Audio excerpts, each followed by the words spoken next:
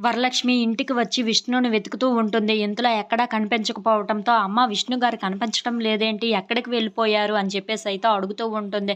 ఆ మాటలు వినగానే అక్కడ ఉన్న వాళ్ళ అమ్మ కూడా, "ఏమో నాకు తెలియదమ్మా" అని చెప్పేసైతే అంటూ ఉంటుంది. ఇంతలో అక్కడ ఉన్న వేగవతి అయితే పిల్లలతోని అంత అవమానించిన తర్వాత ఇంకెక్కడ ఉంటాడు? ఎక్కడికో వెళ్ళిపోయి ఉంటాడు. నువ్వే కదా పిల్లల్ని అలా తయారు చేసింది. ఇప్పుడు పిల్లలు అలా అవమానించారని చెప్పి వాడే సిగ్గుతో ఎక్కడికో వెళ్ళిపోయి ఉంటాడు అని చెప్పేసైతే అంటూ ఉంటుంది. ఆ మాటలు వినగానే అక్కడ ఉన్న వరలక్ష్మి అయితే విష్ణు గారు ఎక్కడికి వెళ్ళిపోయారో అని చెప్పేసి అయితే చాలా బాధపడుతూ తన రూమ్‌లోకి అయితే వస్తూ ఉంటుంది.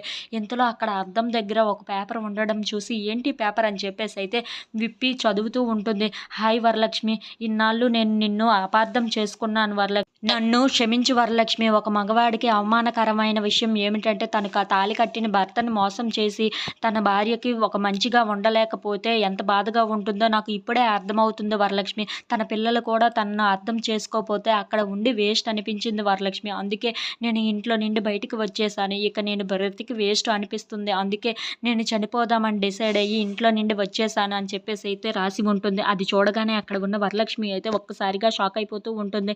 ఇంతలో అక్కడ ఉన్న విష్ణు రాసి ఉంచిన పేపర్ చూసి ఇంట్లో ఉన్న వాళ్ళందరికీ చూపిస్తూ ఉంటుంది. ఏంటి విష్ణు గారు ఇలా రాశారు అని చెప్పేసి అయితే చాలా కంగారు పడిపోతూ ఇంట్లో ఉన్న వాళ్ళందరి దగ్గరికి వెళ్ళి, విష్ణు గారు చూడండి ఎలా రాశారో అని చెప్పేసి అయితే అందరికీ చూపిస్తూ ఉంటుంది. ఇంతలో ఇంట్లో ఉన్న వాళ్ళందరూ అయితే చాలా కంగారు పడిపోతూ ఉంటారు. ఎక్కడికి వెళ్ళిపోయాడో ఏమయ్యాడో అని వెతుకుదాం పదండి అని చెప్పేసి అయితే అక్కడి నుండి అందరూ వెళ్ళిపోతూ ఉంటారు. If you like this video please like, share and subscribe.